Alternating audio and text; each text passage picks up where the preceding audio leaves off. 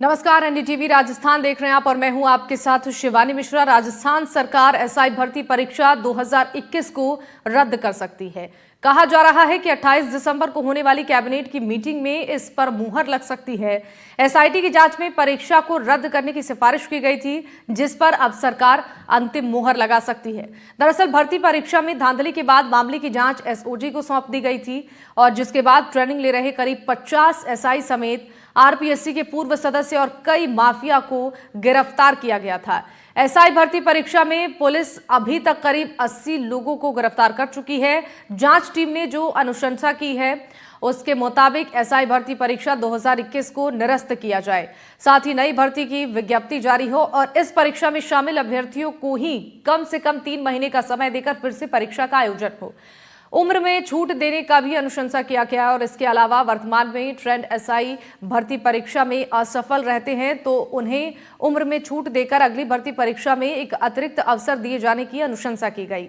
और इतना ही नहीं, अगर वो दोबारा फेल होते हैं तो एक और मौका दिया जाएगा। लेकिन सवाल यह है कि परीक्षा रद्द होती है तो उनका क्या होगा जो ट्रेंड हो चुके हैं और फेयर तरीके से परीक्षा पास कर चुके हैं। इसी विषय पर आज हम चर्चा करने वाले हैं। उससे पहले हम आपको दिखाते हैं कुछ ग्राफिक्स। इन ग्राफिक्स के जरिए हम आपको दिखाते हैं क्या ये पूरा मामला है, किस तरीके से फर्जीवाड़ा हुआ है। सबसे पहले जयपुर के एक सेंटर से लीक की बात सामने आई थी और 15-20 लाख में सौदा होने की बात सामने आई थी।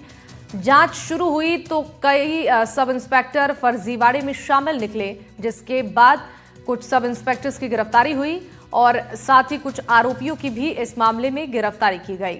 आरोपियों ने खुद पेपर लीक की बात कबूल की और परीक्षा में डमी कैंडिडेट बिठाए जाने की बात सामने आई।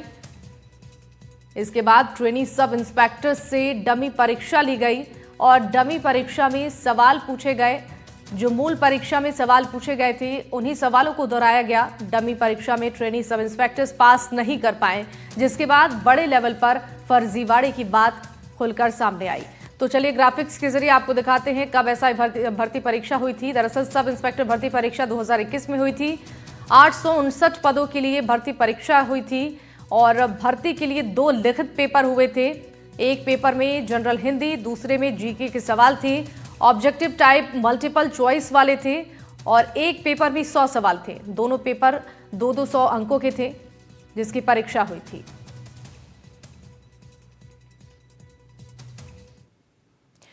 तो इसी पर आज हम चर्चा करने वाले हैं, चूंकि इसको लेकर तमाम सवाल खड़े हो रहे हैं, जिसका जवाब जानने की कोशिश हम अपने गेस्ट से करेंगे। चलिए परिचय के साथ इस चर्चा को हम आगे बढ़ाते हैं।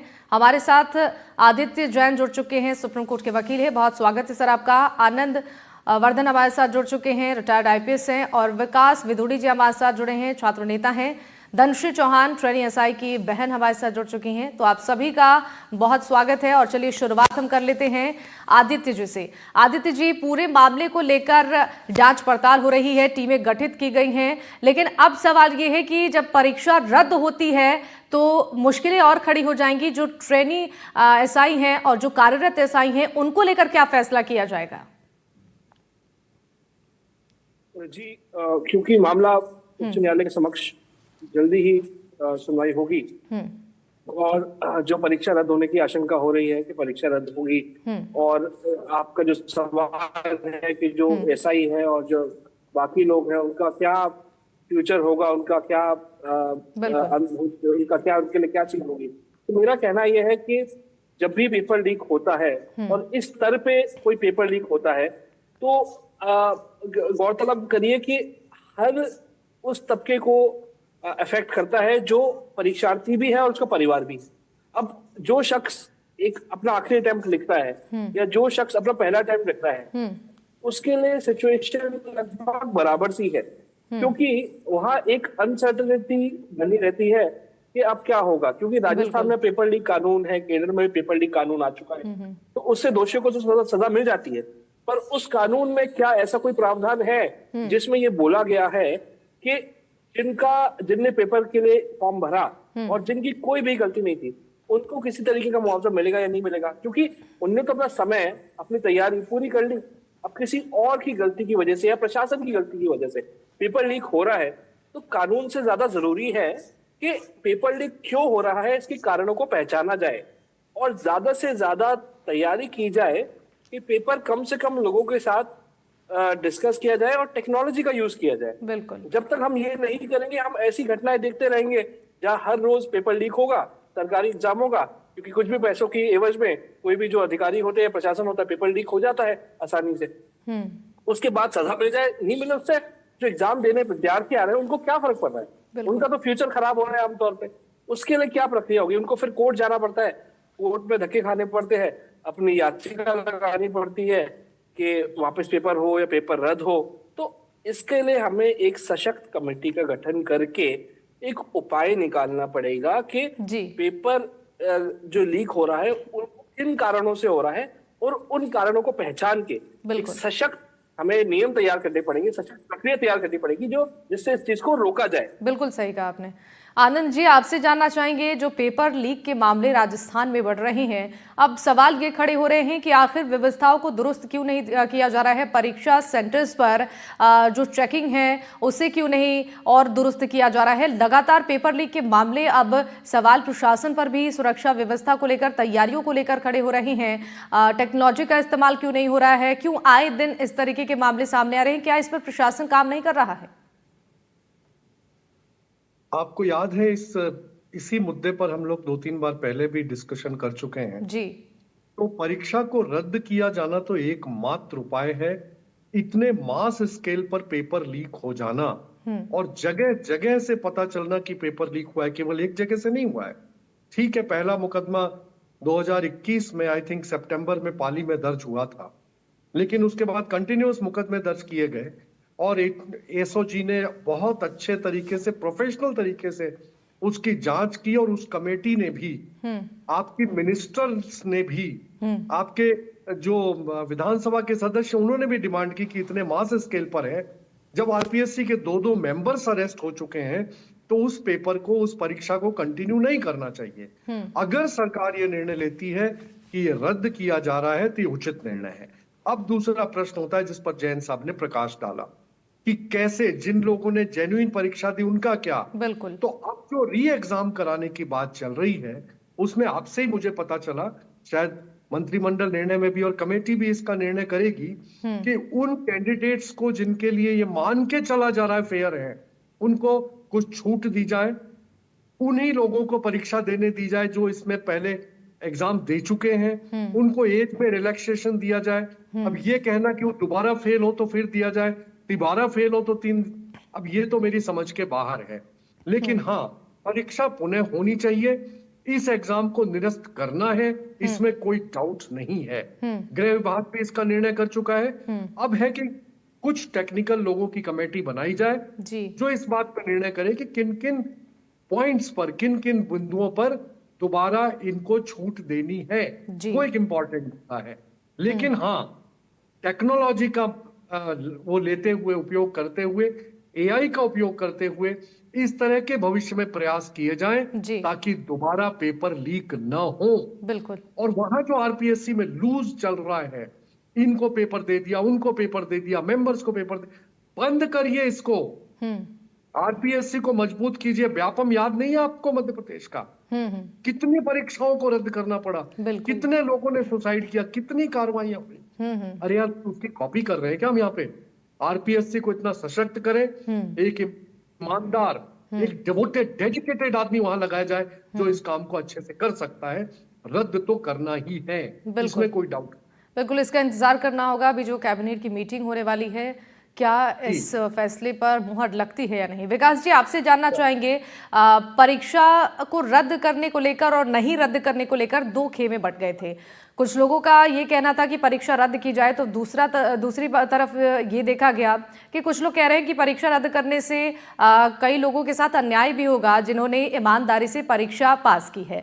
आप लोगों का अब क्या कहना है इस पूरे मामले पर? क्या मांग की जा रही है सरकार से? क्या अभी भी ये मतभेद दो खेमों में है? देखो मैम, बात ऐसी है, किसी प्रकार का कोई मतभेद नहीं है। जब एसओजी जो जांच एजेंसी है उसने स्पष्ट कर दिया कि हम उन लोगों को सेपरेट नहीं कर पा रहे कि कौन फेयर है कौन अनफेयर है, जब कोई दूसरा रास्ता ही नहीं बचता, जब खुद पेपर कंडक्ट कराने वाली संस्था आरपीएससी से पेपर लीक हो जाता है और पेपर कराने वाले अध्यक्ष और सदस्य मात्र 2 लोग मिलकर 150 लोगों तक पेपर बांट देते हैं। पेपर माफिया तो पेपर बांट ही रहे हैं। अब तक हम सुनते थे कि परीक्षा केंद्रों से पेपर लीक हो रहा है, लेकिन जब अब आरपीएससी से पेपर लीक हो चुका, तो बताइए इस पेपर में क्या पारदर्शिता बच गई, क्या गोपनीयता, क्या विश्वसनीयता बच गई। और उन लोगों की छटनी कर पाना बहुत मुश्किल कार्य है कि कौन फेयर है, कौन अनफेयर है। पूर्ववर्ती सरकार की यह भर्ती है, 3 साल में सबूत मिटा दिए गए हैं, और उन सबूतों के अभाव में जो एसओजी ने 50 थानेदार गिरफ्तार किए, वो भी कोर्ट से जमानत पर आए और वापस वर्दी धारण करके थानेदार बन गए।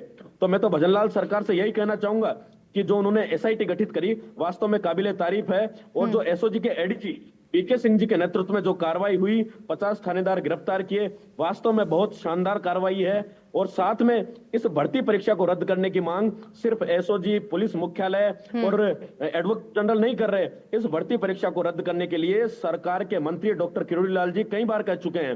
तो जब सत्ताधारी मंत्री कर रहे हैं, जिस सरकार में यह भर्ती परीक्षा हुई थी, उस पूर्ववर्ती सरकार के सभी मुखिया कह रहे हैं, चाहे वो अपोजिशन के लीडर हों, चाहे सचिन पायलट जी हों, डोटासरा जी हों, टीकाराम जी जूली हों, जब वो भर्ती कराने वाले लोग यह बात कर रहे हैं कि हमसे पेपर लीक हो गया, लेकिन अब इस पे वर्तमान सरकार तो फैसला ले।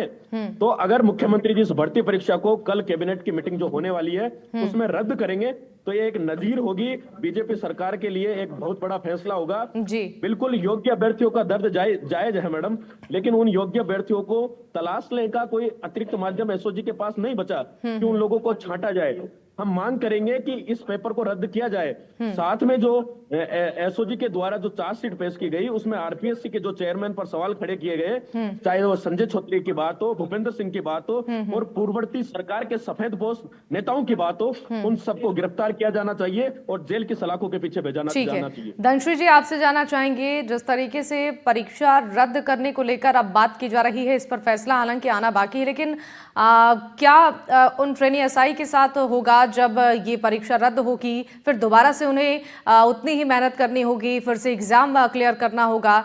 तो जो वर्किंग है और जिनका चयन हो चुका है, जो फेयर तरीके से एग्जाम दिए थे, उनके तरफ से क्या रिएक्शंस हैं, उनका क्या कहना है कि क्या उनके साथ ये न्याय हो रहा है अगर परीक्षा रद्द होती है तो?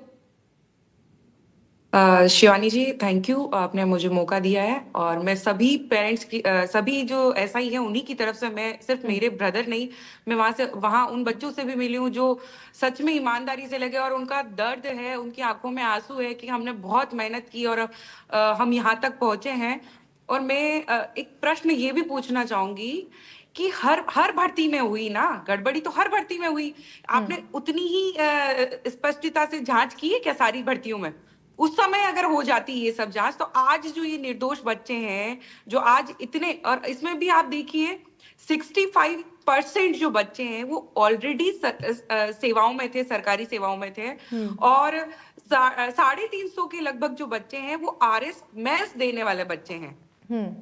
अब आप सोचिए वो इतने इंटेलिजेंट बच्चे हैं, और क्योंकि ये 2021 की भर्ती है और आज 2024 से 4 साल का जो ये गैप हुआ है, आप सोचिए अभी कोई भी अधिकारी जब प्री भी क्लियर कर लिया होगा और आज आरएस ऑफिसर होंगे, कोई आईपीएस ऑफिसर, उनसे आप पूछिए कभी कि आप वापस बस अभी एग्जाम हुआ और वापस आप दूसरा क्लियर कर लेंगे क्या? नहीं, वो खुद मना करते कि नहीं, पॉसिबल ही नहीं है, हम लोग भी क्लियर नहीं कर पाते।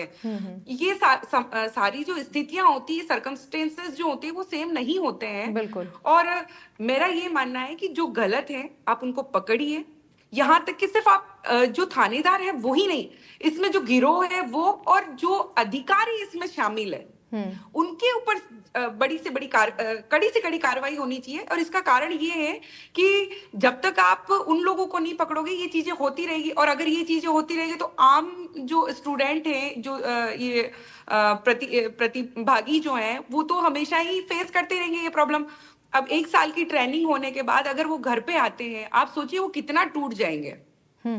बिल्कुल सही कहा आपने। ठीक है आदित्य जी, हम एज ए पेरेंट्स, हमें इतना दर्द हो रहा है, उनको कितना दर्द हो रहा होगा। बिल्कुल बिल्कुल ठीक है। मेरा ये मानना है कि आप उनको पकड़िए, जो गलत है उनके खिलाफ। अभी एक बच्चा है हरिओम पाटीदार करके उसका नाम है, और उसको एसओजी पकड़ के लगे। आप देखिए उसको 1 महीने रिमांड पर रखा, उसको बहुत तरह से यातनाएं भी दी गई, जो भी उनकी रिमांड की प्रोसेस होती है, वो बच्चा डिप्रेशन में आया, इतना रोया है ना, क्योंकि उसको बाद में खुद एसओजी ने बरी कराया है उसको, बोला कि ये बिल्कुल निर्दोष है, खुद एसओजी ने उसको छोड़ा है। आप सोचिए ऐसी पूरी कार्रवाई, और लोग इल्जाम लगा रहे हैं कि जो ईमानदार बच्चे हैं अगर वो सही होते तो वो उनको पकड़ा देते। ये अगर उनके लिए इजी होता तो एसओजी के लिए इजी नहीं होता कि वो पकड़ लेती।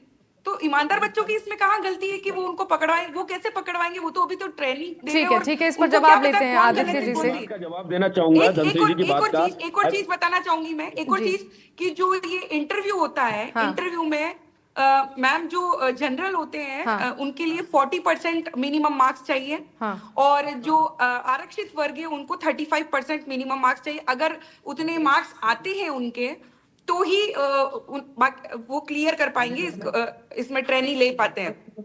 अगर वो मार्क्स नहीं आते तो वो चाहे रिटर्न में उनके अच्छे मार्क्स आए क्यों ना हो, वो फेल होते हैं। तो मैं एक प्रश्न यहाँ पूछना चाहूंगी कि अध्यक्ष, आरपीएससी के अध्यक्ष के साथ दो जो एक्सपर्ट होते हैं वो पुलिस के ही होते हैं, तो वो भी है ना महानिरीक्षक पुलिस से, और उनसे उच्च अधिकारी भी होते हैं।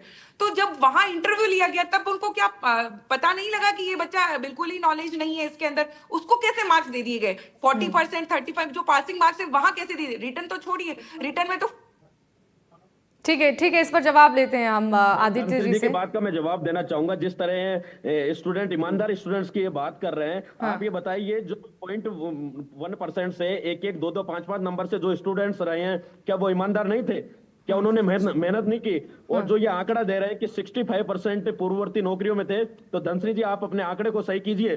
सिर्फ 143 लोग थे जो पूर्ववर्ती नौकरी में थे, और सरकार ने रिकमेंडेशन भी की है कि उनको अपनी पूर्ववर्ती नौकरी में भेजा जाए, एज में रिलैक्सेशन दिया जाए, और इस भर्ती परीक्षा में अगर ये लोग पास नहीं होते तो एक और इन्हें मौका दिया जाए। हमारी गलती क्या है? हमारी सिर्फ इतनी गलती है क्या हम 1-2 नंबर से रह गए? हम ईमानदार नहीं है क्या? अगर ये लोग ईमानदार हैं, ये अपनी मेहनत का और अपनी काबिलियत का अगर ढिंडोरा पीटते हैं, तो हम भी ईमानदार हैं। तो इसी की जांच पड़ताल तो चल रही है विकास जी। अब ये फैसला सरकार की ओर से होगा और जांच पड़ताल भी चल रही है। टीमें गठित इसीलिए की गई हैं ताकि इसका खुलासा हो पाए। आदित्य जी आपके पास आना चाहूंगी, आपसे ये जानना चाहेंगे जो अधिकारियों की मिलीभगत सामने आ रही है, अब तक इस मामले में एसओजी की तरफ से जांच पड़ताल में कई लोगों के नाम सामने आए, आरपीएससी की तरफ से पेपर लीक हो रहा है। अब सवाल ये खड़े हो रहे हैं कि आखिर कानून व्यवस्था जो बनाई गई है उसका पालना क्यों नहीं हो रहा है? संबंधित अधिकारियों पर कार्रवाई की कितनी जरूरत है ताकि पेपर लीक के मामले कम हो सके? हाथ में पेपर सेट करना और पेपर का वितरण करना, बाकी सारी चीज प्रक्रिया उनके हाथ में होती है। उनके खिलाफ सख्त से सख्त कार्रवाई बहुत जरूरी और बहुत अनिवार्य है। ऐसा हमने दूसरे राज्यों में देखा है, जहां पे केंद्र का कानून लागू है, वहां पे कोर्ट ने और जो प्रोसिक्यूशन है उसने ऐसे अधिकारियों के खिलाफ सख्त से सख्त कार्रवाई की है, तो वहां पर ऐसी घटनाएं कम हुई है।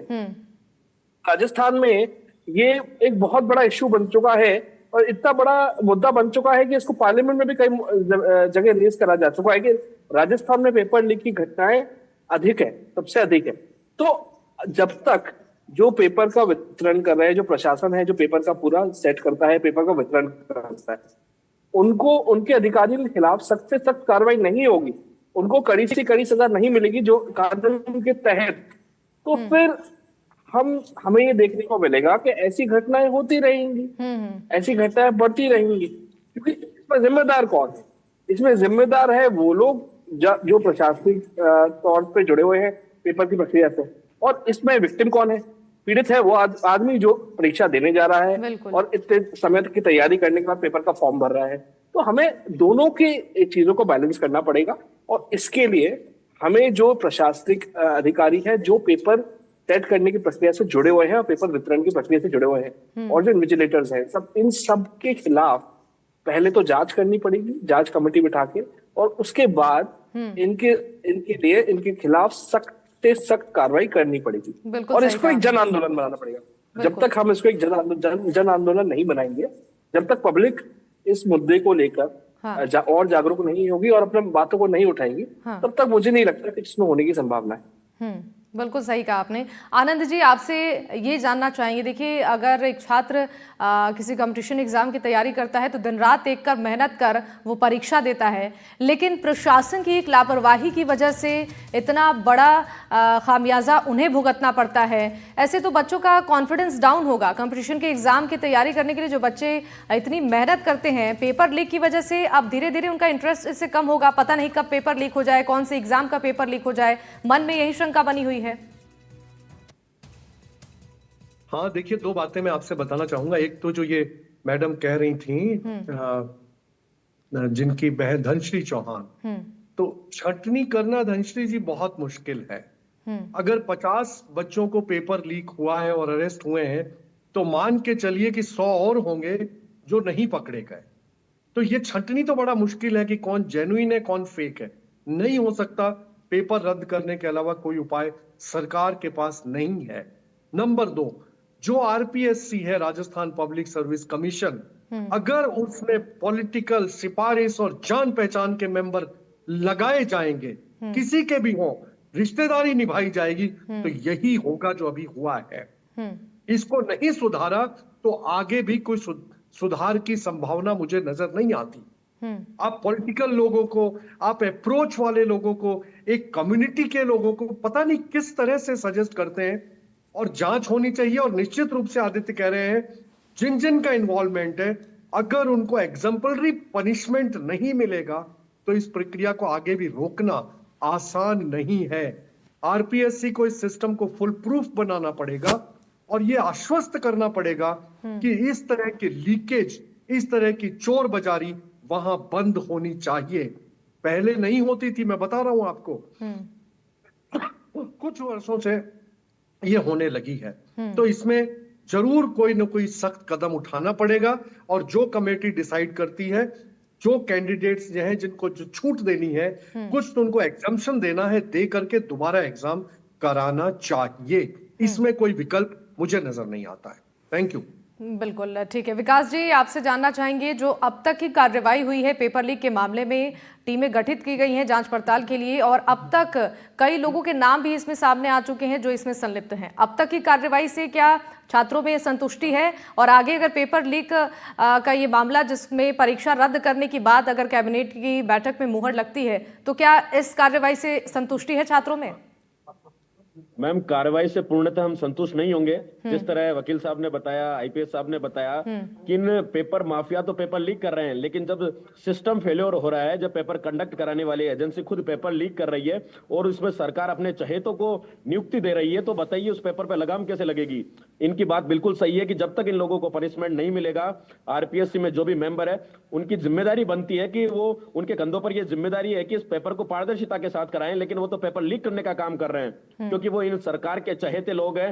अब एसआई भर्ती में आप देखिए कि एसओजी ने चार्जशीट में नाम डाल दिया, लेकिन आज तक सरकार उस व्यक्ति पर कार्रवाई करने से पीछे कदम खींच रही है। तो इसका सबसे बड़ा कारण है अपने चहेते लोगों को वहां पर नियुक्ति देना। जब तक इन चहेते लोगों की नियुक्ति निरस्त नहीं होगी और साफ सुथरी ईमानदार छवि के लोगों को वहां पर नहीं लगाया जाएगा, और जब तक इस तरह की छवि धूमिल करने वाले, आरपीएससी की छवि धूमिल करने वाले लोगों को पनिशमेंट नहीं मिलेगा, तब तक पेपर माफियाओं पर, पेपर लीक करने पर कभी लगाम नहीं लगने वाली। बिल्कुल ठीक है। धनश्री जी, आपसे जानना चाहेंगे, अभी जो फैसला सरकार की ओर से अगर लिया जाता है पेपर रद्द करने का, तो ये मौका भी तो दिया जाएगा कि उन्हें 2-3 अटेम्प्ट में वो एग्जाम क्लियर कर सके। तो पूरी कोशिश ये सरकार की तरफ से है कि जो भी इस मामले में न्याय छात्रों को मिल सके उसकी कोशिश की जा रही है। क्योंकि अब तक जितनी कार्रवाइयां हुई हैं, कितनी गिरफ्तारियां इस मामले में हो चुकी हैं, कई लोगों के नाम भी सामने आ चुके हैं, तो ऐसे में अगर दोबारा परीक्षा होता है तो इसमें गलत क्या है?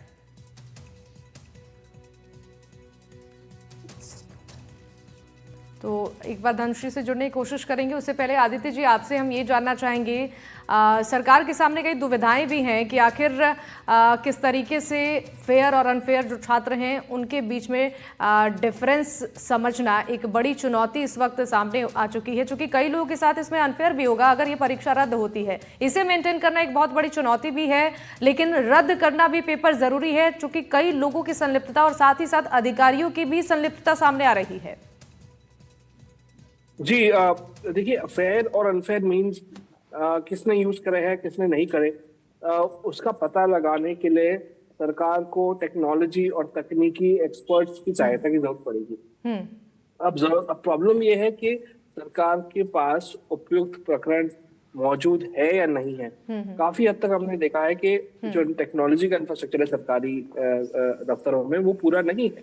अब इसलिए पता लगाने में बहुत समय लग जाता है। अब बेस्ट उपाय सरकार क्या करती है कि पेपर रद्द हो जाता है या हाई कोर्ट के आदेश हो जाते हैं, पेपर रद्द हो जाता है, री एग्जामिनेशन के ऑर्डर भी हो जाते हैं कई बार। पर अब जो तकनीकी हमारा संसाधन है उनको मजबूत करना बहुत जरूरी है और हर जगह सीसीटीवी कैमरास का और तकनीकी उपकरणों का प्रयोग करना बहुत जरूरी है, जिससे ये स्पष्ट तौर पे पता लगाया जा सके कि कौन कौन लोग इसमें शामिल हैं और कैसे कैसे इस प्रक्रिया का गलत इस्तेमाल किया गया है। बिल्कुल। अब इसके लिए सरकार को केंद्र सरकार के साथ बैठ के सशक्त तरीके से कानून तो बन गया है, पर अब तकनीकी तौर पे इन चीजों को मजबूत करना पड़ेगा। बिल्कुल सही जब तक कहा। नहीं हो पाएगा तब तक किसने यूज किया है, किसके पास पहुंचा है पेपर लीक, किसके पास नहीं पहुंचा है, ये पता लगाना हमने कई केसों में देखा है बहुत मुश्किल हो जाता है, क्योंकि पेपर लीक हो गया मतलब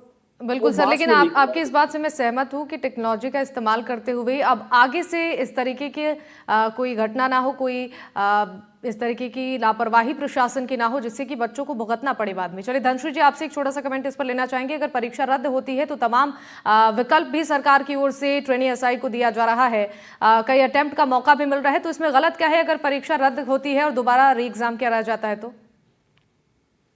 मैम यही बताना चाह रही हूँ कि जो गरीब परिवार से बच्चे आ रहे हैं और जो कोचिंग के लिए बाहर रह रहे हैं, क्या वो उतने कैपेबल रहेंगे? क्या उनके सर्कमस्टेंसेस वैसे ही सेम रहेंगे? बिल्कुल नहीं रहेंगे। और वो 5 साल 6 साल पीछे हो गए, जो ऑलरेडी 4 साल से तैयारी कर रहे हैं उनसे वो बहुत पीछे हो गए, तो उनके चांसेस कम हो जाएंगे जो इतनी मेहनत की उन्होंने पहले उससे।